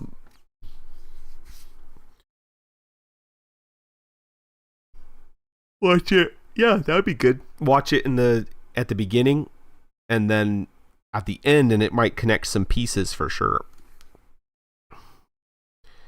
Connect some pieces.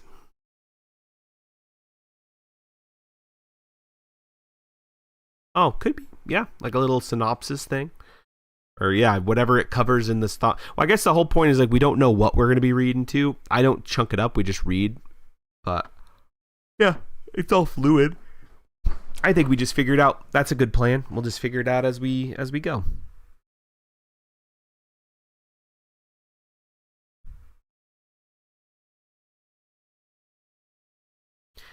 It's crazy. Isn't the reason why we have 12 months out of the year? Like, wasn't the Gregorian calendar like based on Christian principles? Like, isn't that why we have 12 months? Is kind of the same, isn't it biblical?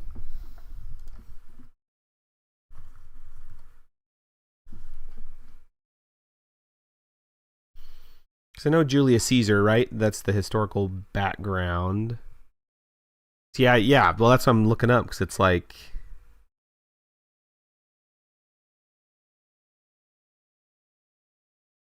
And this is just the AI summarizing this. There are approximately 12 lunar cycles in a year.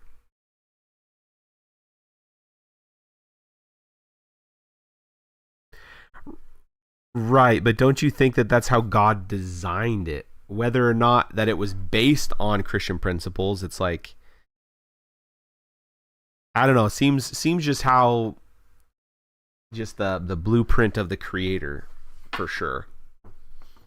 There's 7 days in a week. There's 12 months in a year. Like, okay, it seems like that's something an author would do when building a system, and you know what I mean. Like, just interesting.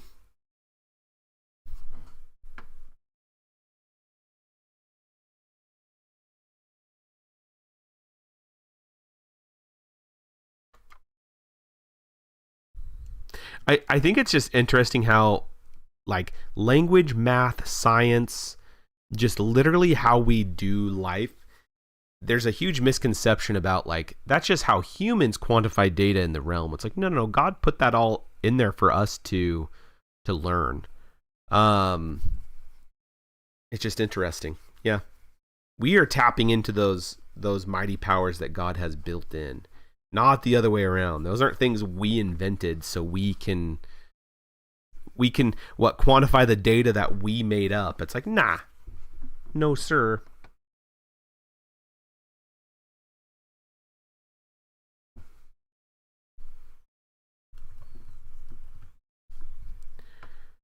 Mm-hmm.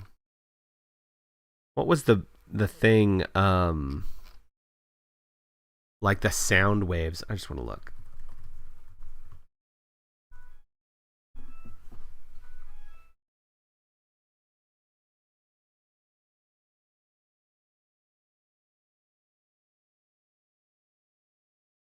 Like, even like sound waves, how they make just patterns in the sand, right?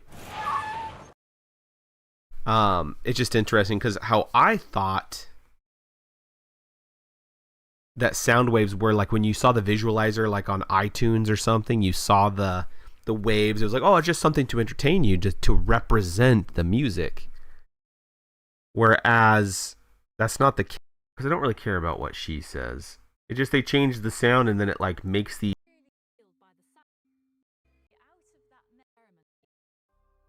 Anyway, all I'm saying is all of science and math and energy and all this stuff is God has built the foundations of the earth with it. We are just discovering them and being like, oh, that's cool. I think one of the biggest lies that the enemy has is that all this stuff is because of humans' greatness, of the things we've discovered. It's like, no, we're just tapping into what God already has. We're not discovering. Well, we're discovering it, but we're not inventing it.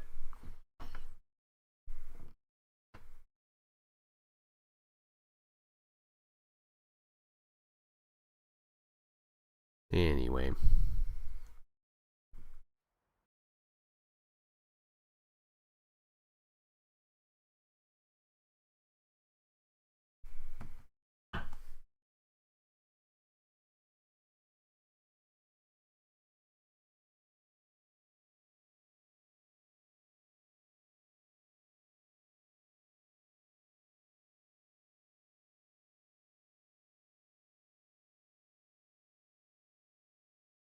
Yeah, it's just crazy.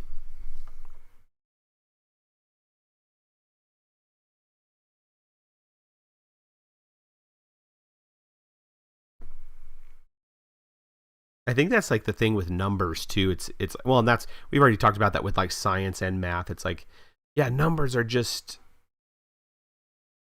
like humans making them up to quantify data, and it's like, yeah.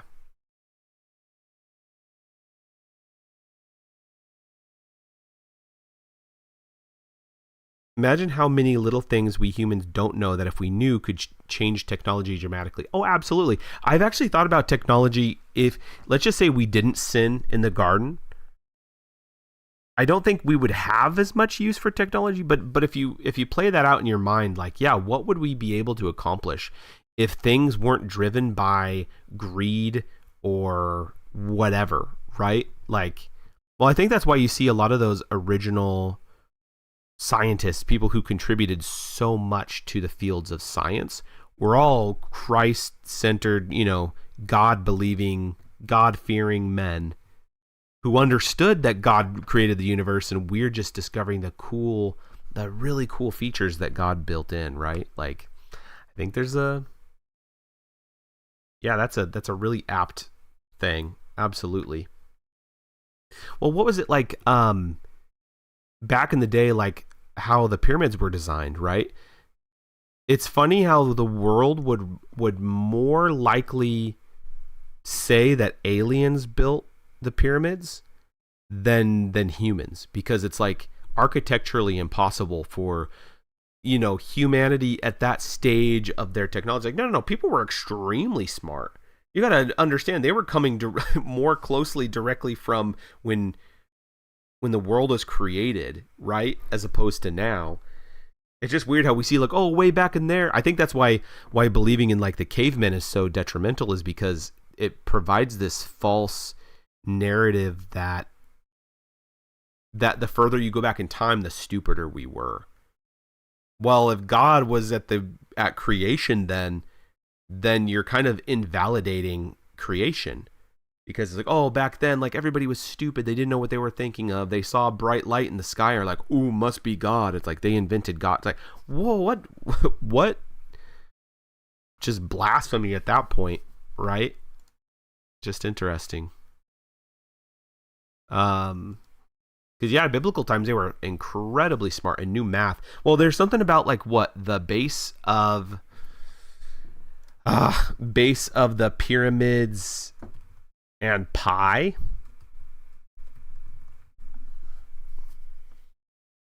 There's something of the pyramids of Giza where it's like you do something. Oh, is it the golden number, whatever? The Great Pyramid of Egypt closely embodies golden ratio proportions, and it's like, whatever. There's a bunch of math. You guys probably know more than I do, but it's basically, if you look at the pyramids, which nobody knows how they created, yada yada, it like is mathematically sound, like perfectly mathematically sound. And so it's like, yeah, people were super smart back then. And obviously God, like, this was kind of in the biblical times too. It's like, yeah, just interesting. But it's more plausible that aliens came down and made the pyramids than God's sovereignty, right? Just the mental gymnastics that humans go through to deny God's existence is not factual. It's only spiritual. It is not a battle of evidence. It's a battle of faith. 100%.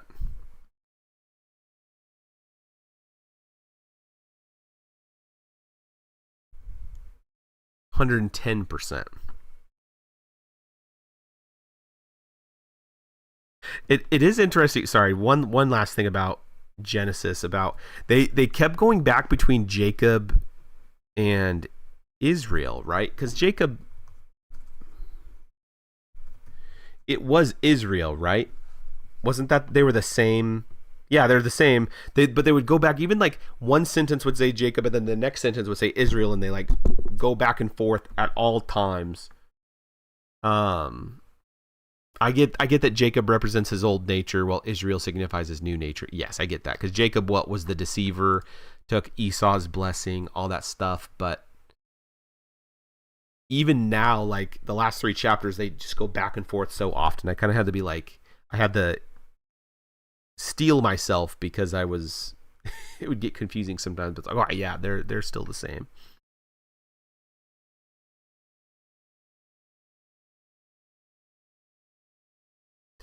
I personally believe there are no multiverses.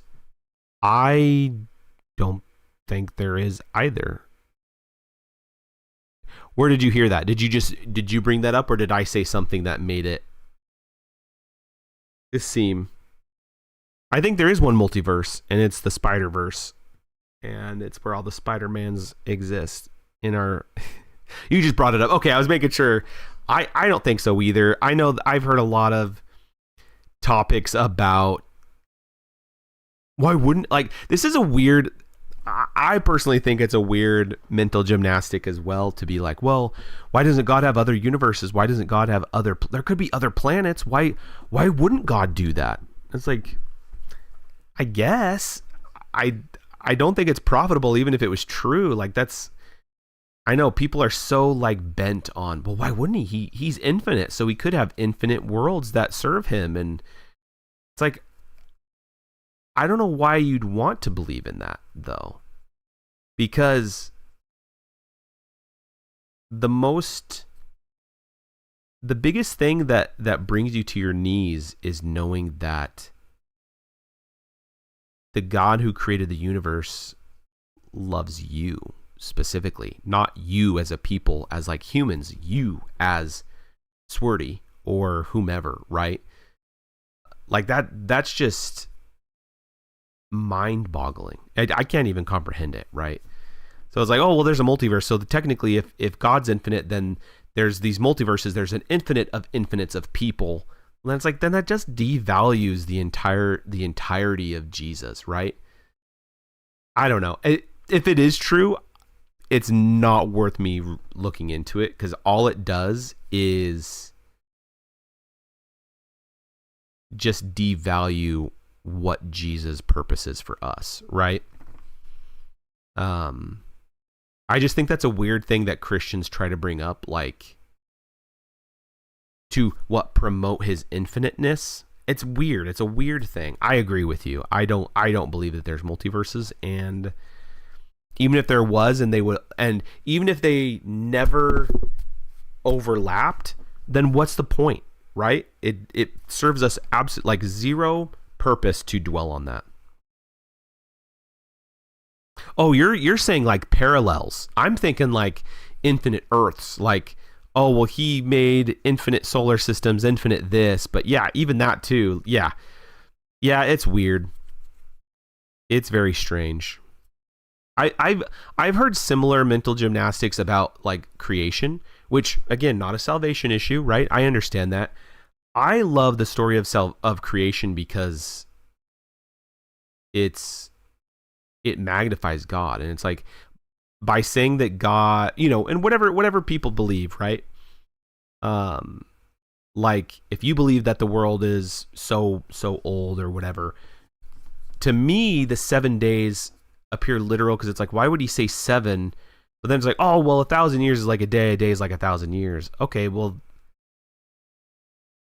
it seems like that's all for nothing by how it was worded. If you try and not, it's like, but you believe God can do all these things, but you can't believe that he did everything in a literal 6 days. It's weird. It's a weird devaluing of God. But I think that's humans, right? Humans, it's hard to comprehend things. And so to make it work for you, it's easier to just dumb it down, right? And I'm not dissing anybody who doesn't believe that, but it's like, well, yeah, why would God be so precise and say 7 days when he actually meant an undisclosed amount of days? It just, I don't know, it seems disingenuous, but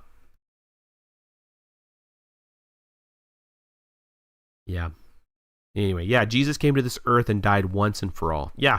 Well, how crazy of a story is that compared to like, oh, there's infinite earths, there's infinite Jesus, there's infinite this, it's like, that's just weird.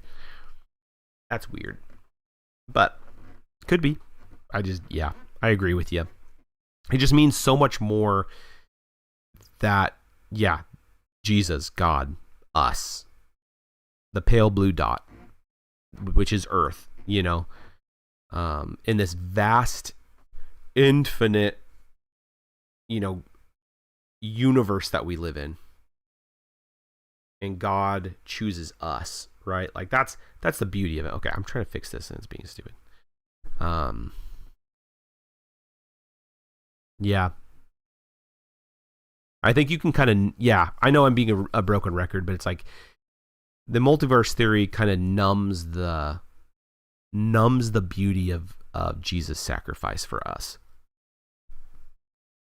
and God's love for us, really.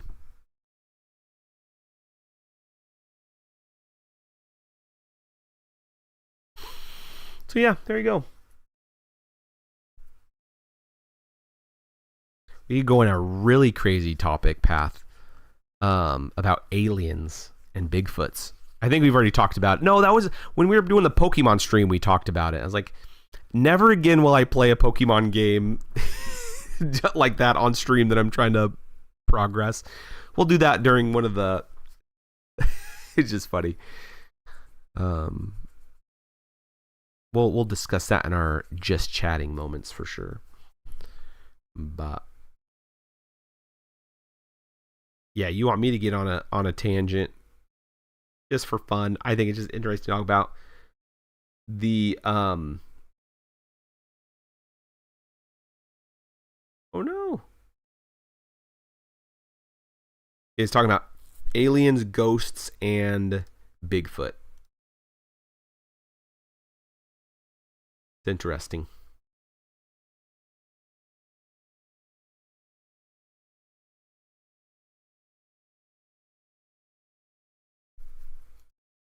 Well, my friends, I think we are wrapping up. We're down to the final minutes of time.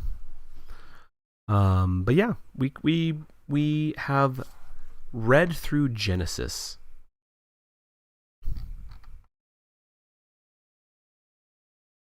And yes, if you guys have time or you want to listen to a podcast or whatever, listen to this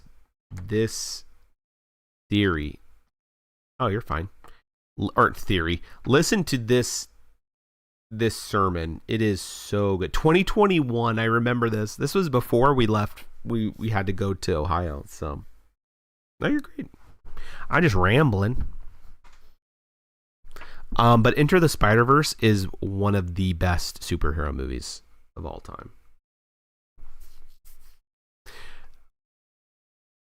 I'm trying to get Knox to watch the MCU with me. So, which Into the Spider-Verse is not a part of, but it does reference it. So, I'll make it happen. I'll guilt trip. Cool. I say we just cut her short. 3 minutes short. That's great.